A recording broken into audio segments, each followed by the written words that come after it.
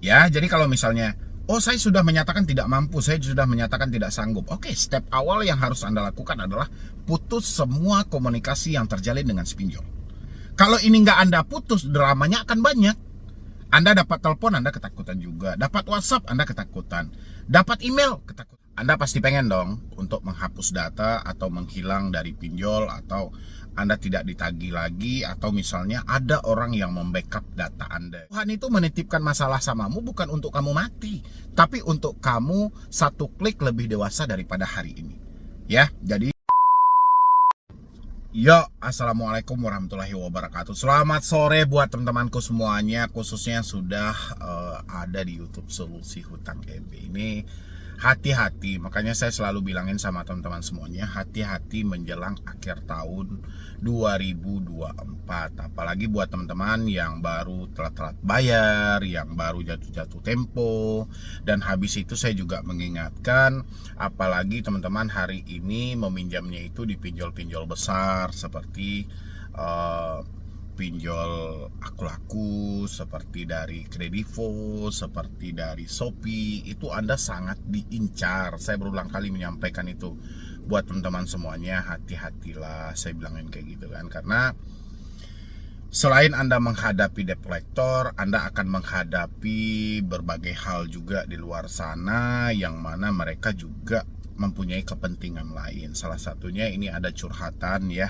Ini saya jelasin buat teman-teman semuanya tentang Anda pasti pengen dong untuk menghapus data atau menghilang dari pinjol, atau Anda tidak ditagih lagi, atau misalnya ada orang yang membackup data Anda gitu loh ya. Tapi konsepnya bukan seperti ini kawan-kawan ya.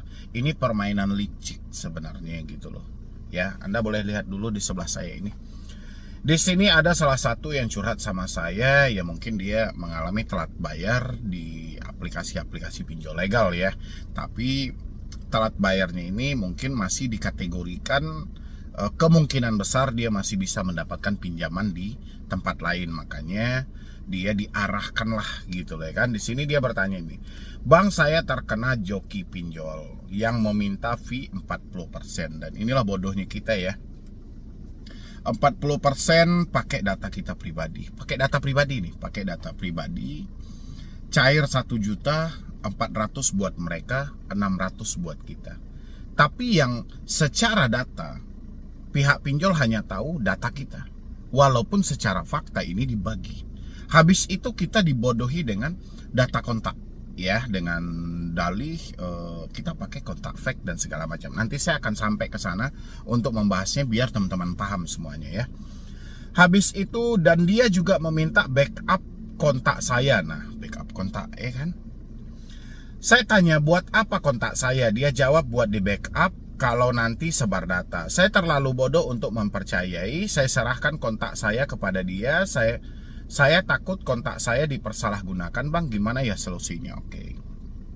Ini mungkin satu gambaran juga ya buat teman-teman semuanya. Ketika mereka meminta kontak, data-data di kontak Anda, nomor-nomor orang di kontak biar lebih jelas, nomor orang di kontak-kontak handphone Anda, itu tujuannya bukan untuk dia backup. Nggak ada tujuan buat dia backup. Misalnya data kontak Anda itu ada misalnya 100 orang. Oke, 100 orang ini akan mereka kumpulkan ya, dia taruh di satu file gitu misalnya. Nanti ketika ada orang lain di luar dari Anda yang menggunakan jasa mereka, ketika ada orang lain yang menggunakan jasa mereka, data kontak Anda ini akan diserahkan kepada orang lain.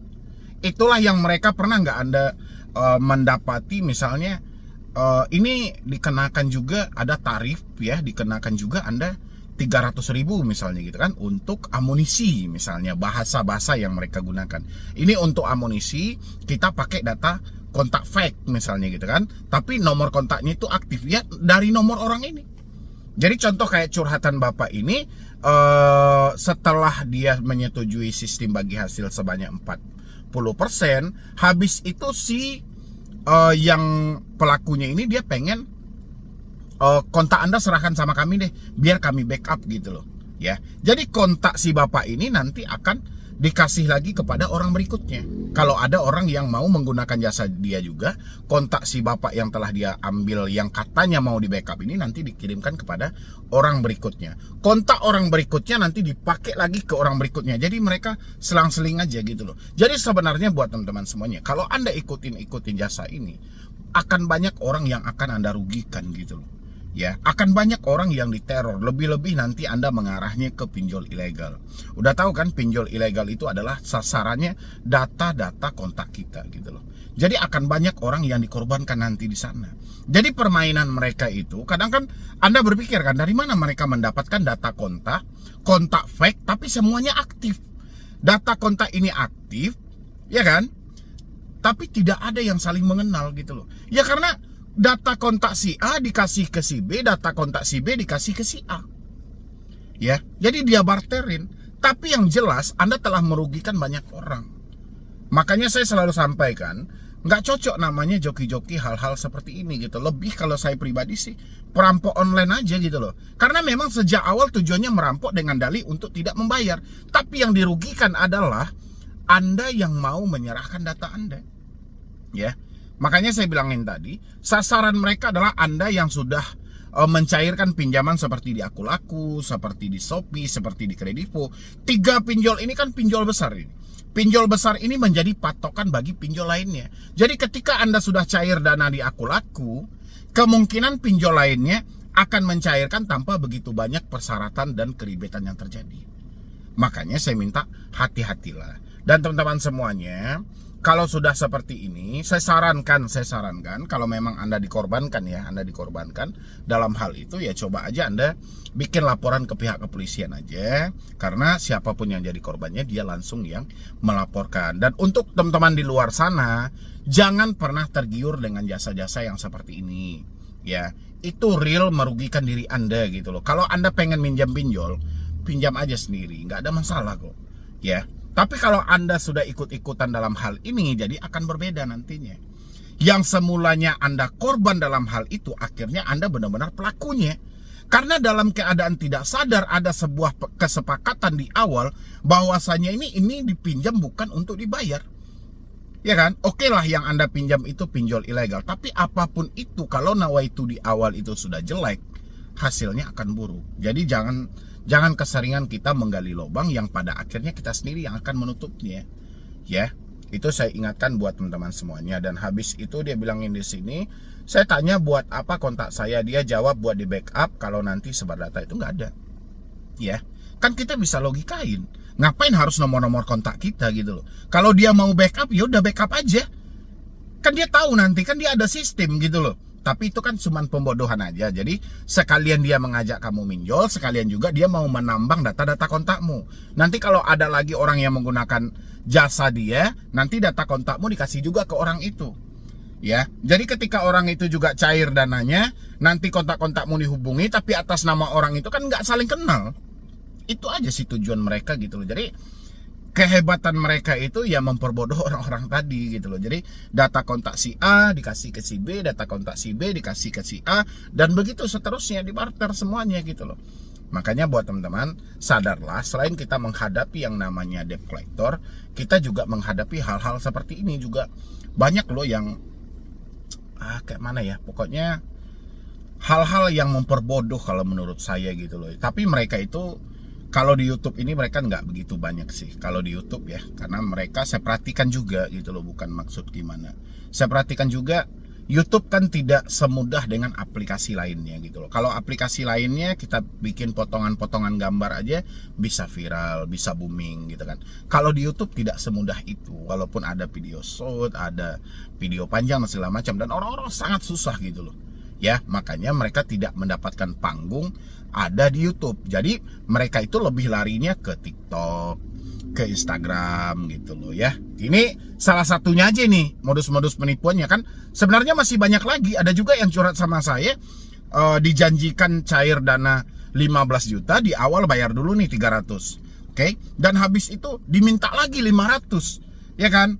Untuk katanya dana ini sudah dikirim, cuman terganggu sedikit atau tertahan sedikit, macam-macam bahasa mereka gitu loh.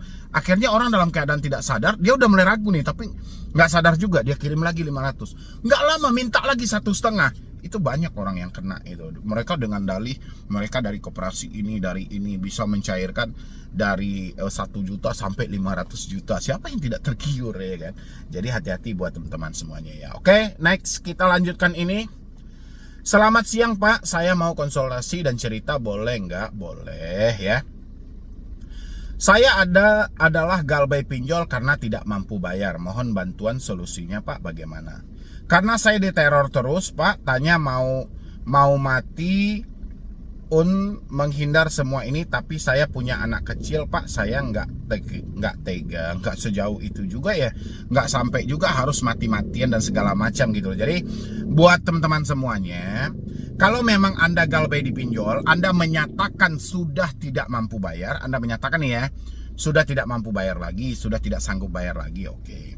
Hal yang paling pertama untuk mengatasi teroran itu adalah putus semua komunikasi yang ada. Ini kan mereka menteror-teror itu kan melalui telepon, melalui WhatsApp, melalui email. Putus saja komunikasinya. Jangan kita biarkan. Karena semakin kita biarkan, semakin parah ketakutan yang terjadi nanti. Ya, jadi kalau misalnya, oh saya sudah menyatakan tidak mampu, saya sudah menyatakan tidak sanggup. Oke, step awal yang harus Anda lakukan adalah putus semua komunikasi yang terjalin dengan si pinjol. Kalau ini nggak Anda putus, dramanya akan banyak. Anda dapat telepon, Anda ketakutan juga. Dapat WhatsApp, Anda ketakutan. Dapat email, ketakutan juga. Jadi banyak drama Anda gitu. Tapi kalau 3 hal tadi udah Anda putus, dramanya nggak ada. Anda tinggal fokus satu aja. Bagaimana Anda mengumpulkan uang? Pertama, untuk memenuhi kebutuhan hidup Anda. Yang kedua, sisihkan sebagian dari itu untuk melunasi utang Anda. Ya, tapi kalau Anda tidak putus segera komunikasinya, Anda akan sibuk untuk menerjemahkan semua ucapan debt collector. Padahal debt collector tukang tagih, tapi karena kita berhutang, ada membawa rasa penyesalan, ada membawa rasa bersalah, sehingga kita nggak sempat lagi mempergunakan logika kita. Jadi kita beranggapan semua yang diucapkan debt collector adalah hal yang benar. Padahal debt collector itu tujuan dia mengucapkan contoh caci maki, hinaan, menakut-nakut, karena mereka tukang tagih nih. Mereka menagih itu, mereka ada targetnya. Kalau targetnya tidak tercapai, mereka akan resign dan mereka akan dipecat. Jadi harapan mereka dan masa depan mereka juga bergantung pada tagihan Anda. Makanya si pinjol itu melalui debt collector menagih itu sangat ganas. Ya, via telepon sangat ganas, via WhatsApp sangat ganas, email juga ganas. Tapi kenyataannya mereka bukan apa-apa. Bahkan debt collector itu aja, otak dia aja tidak dibutuhkan oleh si pinjol. Mereka cuma dibutuhkan untuk melakukan penagihan dengan cara pengancaman. Pinjol nggak butuh mereka untuk perkembangan usaha kok. Ya. Makanya kan selalu saya sampaikan tuh, kenapa si pinjol itu selalu bekerja sama dengan debt collector yang ganas-ganas? Ini jalur evakuasi, ini jalur pintas.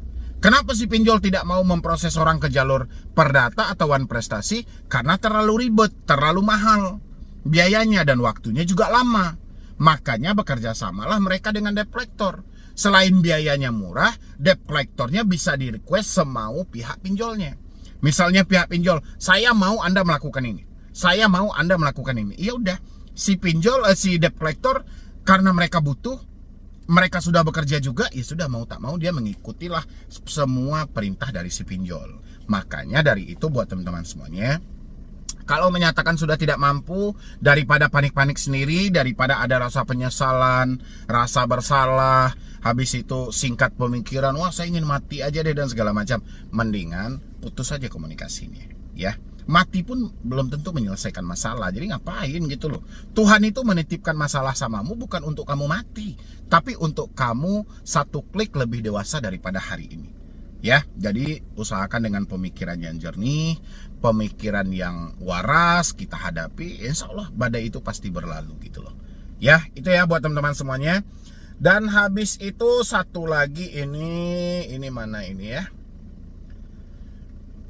Ini Bang Medi, salam kenal. Iya, salam kenal balik ya. Baru tahu kalau pinjol legal juga ancamnya luar biasa ya. Dikira udah dalam kendali OJK, ternyata belum gitu loh.